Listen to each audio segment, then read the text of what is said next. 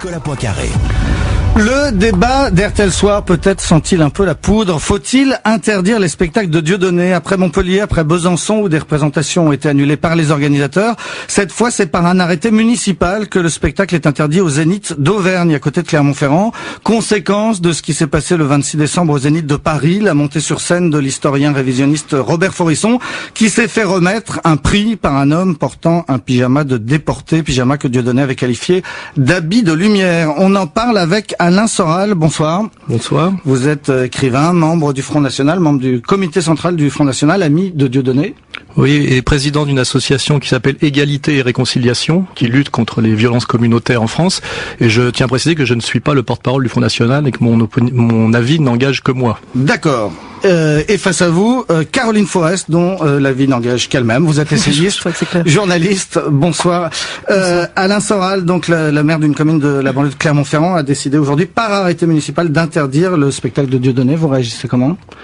Moi je me dis que si pour empêcher les gens d'aller voir Dieudonné, puisque ça fait 4 ans que les médias disent qu'il faut pas y aller et qu'il remplit des salles et qu'il a réussi à remplir le Zénith, c'est-à-dire 5000 personnes le lendemain de Noël, c'est que visiblement le terrorisme médiatico-moral ne marche pas. Quand on en est réduit maintenant à en appeler à la police, à la puissance d'État, etc. pour empêcher des gens d'aller écouter un comique, c'est que les choses vont mal, quoi. C'est que à mon avis la méthode est pas la bonne. Et à mon avis il y a un échec à ce point de vue-là, c'est-à-dire que les gens en ont marre qu'on les terrorise et qu'on leur dise ce qu'ils doivent écouter et pas écouter. Caroline Forest, est-ce que vous êtes pour l'interdiction des spectacles de Dieudonné? Non, bien sûr que non. Je suis pas pour l'interdiction des spectacles de Dieudonné. D'abord, c'est le plus beau cadeau qu'on puisse lui faire. Il en rêve la nuit. Enfin, son rêve est réalisé. Je crois que ça pose le même problème que les meetings du Front National. C'est-à-dire que, effectivement, il faut arriver à trouver une juste mesure entre critiquer, dénoncer et pouvoir avoir quand même le droit de donner son avis sans victimiser et diaboliser.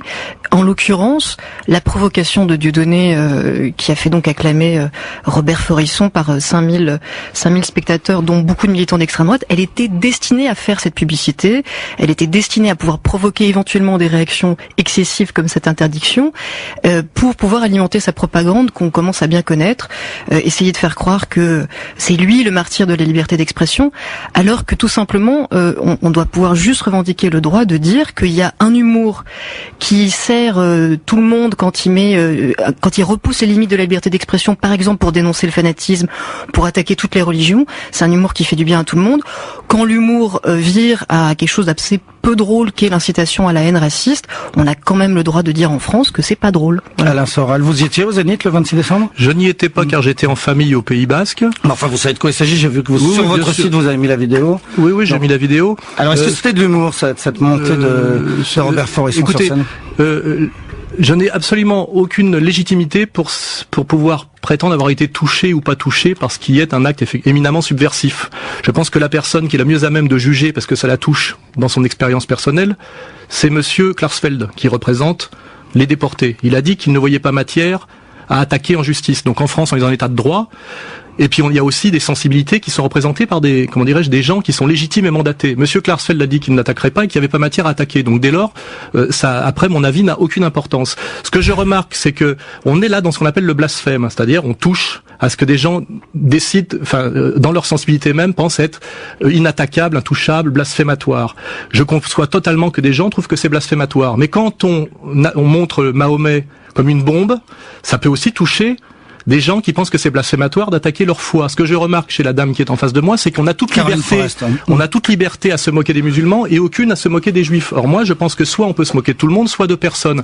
Et le problème aujourd'hui, c'est que le 2 poids 2 mesures est tellement évident, notamment sur le sujet de Dieudonné ou d'autres, que ça donne l'idée, notamment aux gens de banlieue, aux gens qui souffrent et aux gens un peu marginalisés, que nous ne sommes plus dans un état de droit et que la République, que tous les enfants de la République ne sont pas égaux devant elle. Et je pense que c'est une bombe à retardement et que c'est très dangereux. Raison pour laquelle j'ai créé mon association Égalité et Réconciliation, qui essaye d'empêcher qu'on importe en France le conflit de civilisation qui est l'intérêt des Américains et des sionistes, on le voit aujourd'hui. Et malheureusement, j'ai remarqué que Charlie Hebdo, depuis quelque temps, s'était aligné sur le conflit de civilisation, était devenu un organe néoconservateur en France. C'est-à-dire qu'il y a aujourd'hui une extrême gauche d'extrême droite et une extrême droite, du coup, d'extrême gauche. C'est assez étrange. La dame qui est en face de vous, Caroline Forest, vous répond. Alors la dame répond, et la dame est pas tellement surprise parce que c'est un discours qui est devenu très classique. C'est le nouveau discours d'extrême droite en France. C'est d'essayer de faire croire qu'il qu'il y a un deux poids deux mesures entre ceux qui peuvent critiquer les juifs et ceux qui critiquent les musulmans et qui seraient les néoconservateurs d'aujourd'hui. Alors ce qui est amusant, c'est qu'évidemment tout dans ce discours est d'une confusion entretenue et volontaire, parce que en réalité faire un sketch, si vous me laissez finir, oui, faire un sketch qui incite au négationnisme, ça n'est en rien un blasphème. C'est juste quelque chose qui peut éventuellement tomber sous le coup des lois antiracistes, pas systématiquement. Dieudonné a fait plusieurs fois des sketchs contre toutes les religions, et dont certains sont d'ailleurs assez drôles, y compris contre le judaïsme. Et quand il attaque le judaïsme en tant qu'anticlérical, ça fait rire tout le monde et personne ne le critique pour ça. Quand simplement il dérape et qu'il fait des sketchs qui sont racistes et non plus anti-religieux, là oui, ça tombe sous le coup des lois antiracistes et c'est plus drôle. Et pour la comparaison avec les caricatures de Mahomet, excusez-moi, je finis juste, la comparaison des caricatures de Mahomet, c'est que justement là, par contre, on est typiquement face à des gens qui nous ont traînés en justice en essayant de faire croire qu'on avait fait du racisme alors qu'on s'était contenté d'exercer notre droit au blasphème. Contre Mahomet, vous, c'est Charlie Hebdo, et contre Mahomet, contre toutes les religions. D'accord. Mais comment a commencé l'histoire Dieudonné? Il a fait un sketch chez Olivier Fogiel contre un colon extrémiste religieux israélien. Ça a beaucoup à voir avec l'activité, avec ce qui se passe aujourd'hui dans la bande de Gaza. Terminé en disant Heil Israël, c'est ça? Oui, quand on voit ce qui se passe en ce moment, finalement, c'était peut-être même euphémistique, hein. Et c'est de là que sont venus tous ces ennuis. Je pense qu'avant c'était un militant antiraciste noir, anti-Front National et couvert par SOS Racisme. Et je crois que si on ne remonte pas à l'origine, on ne comprend pas d'où vient sa colère et son désir de subversion maximale. C'est un type qui a été manipulé, humilié, qui a compris qu'on s'était moqué de lui et que le combat antiraciste était à deux vitesses. Si vous êtes cohérente avec ce que vous dites, il n'aurait jamais dû être interdit de CSA et banni des médias pour le sketch qu'il avait fait contre bien sûr que si. Il a été interdit de médias par le CSA. Il a gagné 30 procès et malgré tout, il a été menacé physiquement. On a fait fermer ses spectacles en menaçant d'agresser les caissières, notamment, si vous en rappelez, à l'Olympia. Il a été agressé plusieurs fois par des commandos d'extrême droite israéliens, LDJ, etc. Ça a été revendiqué sur Internet.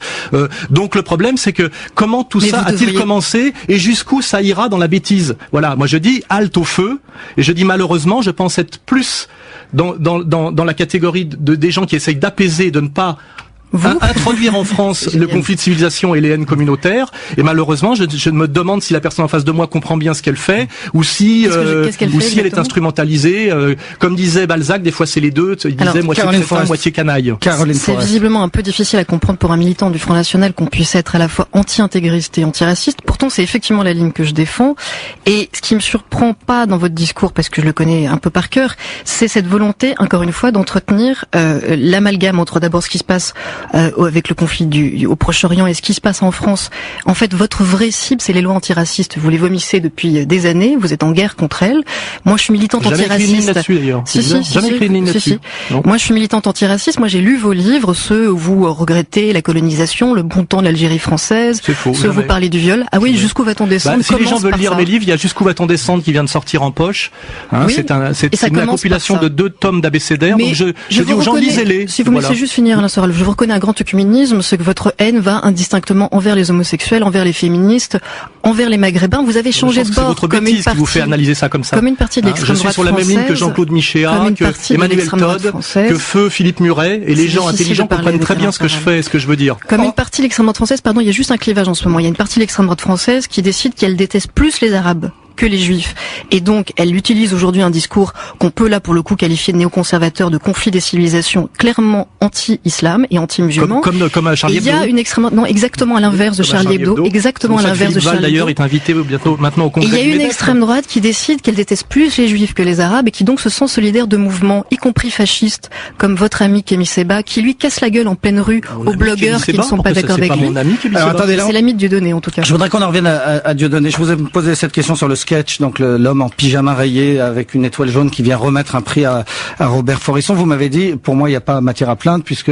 Non, j'ai dit que Serge Kalfeld, qui lui peut parler de ça, parce que ça le touche dans son expérience et sa souffrance. Moi, je pars du principe... Ça, vous l'avez dit, ma question, si je peux la poser, ma question, c'est est-ce que vous l'avez trouvé drôle? Juif, pour savoir si c'est drôle ou pas. Est-ce que vous l'avez trouvé drôle? Je refuse de me poser la question.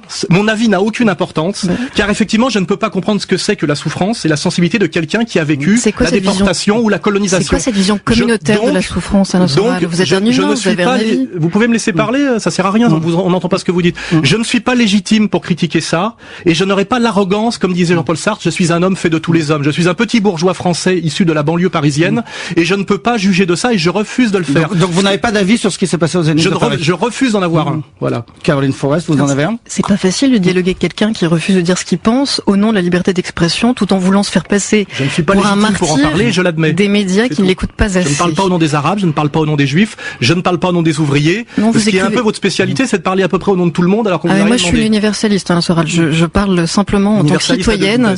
Oui, mais on peut pas détester tout le monde comme vous. Je ne déteste personne, moi, justement. Mon mouvement s'appelle Égalité et Réconciliation. Donc, effectivement, je parle d'égalité et de réconciliation. Tout le monde peut s'appeler par tous les noms. Moi, j'ai lu vos livres, contrairement à peut-être pas mal d'éditeurs qui vous découvrent. J'invite les auditeurs à les lire en conscience. Voilà. Laissez-moi finir, si vous voulez un tout petit peu avoir des débats avec des gens, faut aussi les écouter. Moi, je ne suis pas du tout surpris. Je profite du peu de temps de parole qu'on me donne, qui est très rare, pour exprimer ce que j'ai à dire, et je parle aux auditeurs. Je ne vous parle pas à vous, je sais qui vous êtes, pour qui vous travaillez. Mais je préfère travailler pour Charlie Hebdo que pour le Front National. Non, moi qui viens de l'extrême gauche, soi-disant comme vous, je trouve beaucoup moins déshonorant aujourd'hui d'être au Front National que de travailler à Charlie Hebdo. Dernière question, est-ce qu'il va le refaire sur scène, ce sketch? Demandez-lui. Moi, je n'étais pas au courant. Je pense d'ailleurs que personne n'était au courant de ce